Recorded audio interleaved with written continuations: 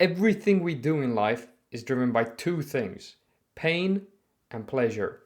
And in this video, we're gonna go through pain and pleasure. Ultimately, both pain and pleasure are the two driving forces of human behavior. Your brain is constantly weighing, if I take this action, is it gonna lead to pain or is it gonna lead to pleasure? Is it gonna lead to more pain?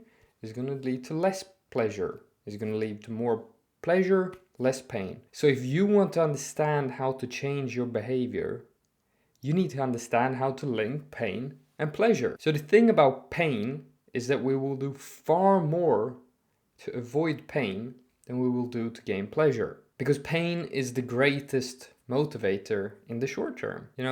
Take procrastination. Why do people procrastinate? Well, because it's painful to put in the work. You got this term paper coming in. You're gonna sit there, you're gonna do it. So you're not gonna be able to play your video game. So therefore it leads to pain because you can't play your video game.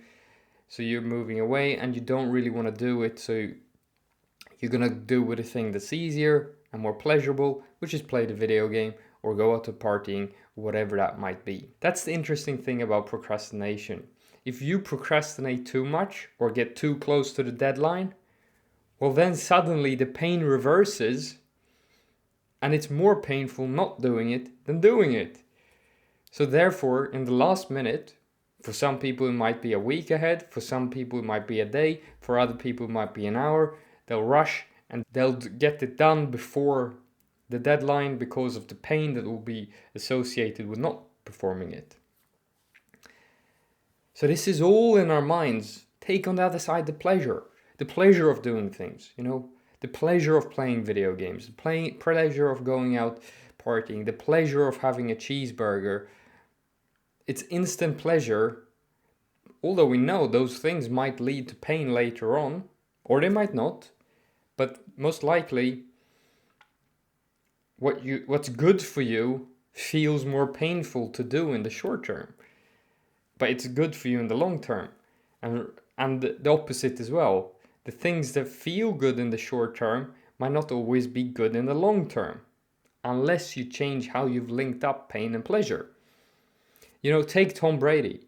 He probably feels more pleasure winning a Super Bowl than he does eating a cheeseburger. So for him, it's a no-brainer to skip the cheeseburger in order to perform better in the arena. We have these two controlling forces, the pain and the pleasure. So if you want to change your behavior, then you just need to link more pain with not doing it and more pleasure with doing it.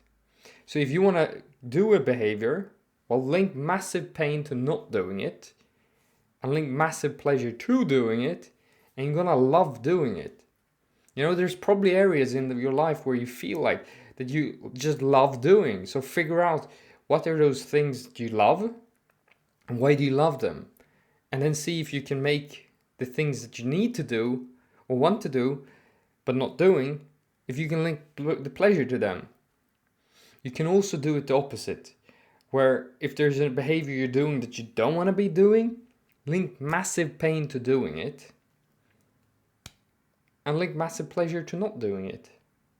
It's basically that simple. So the questions you need to ask yourself to figure this out are, how will not changing your behavior be more painful than changing it? And how will changing your behavior be immediately and measurably more pleasurable? We have the power to condition our bodies, our minds, our emotions to link pain and pleasure to different things. That's all within our power. So you can choose how you want to link things, so you then can feel better and better for doing things and actually achieve what you want and get lasting change for doing that. I hope this video has been helpful.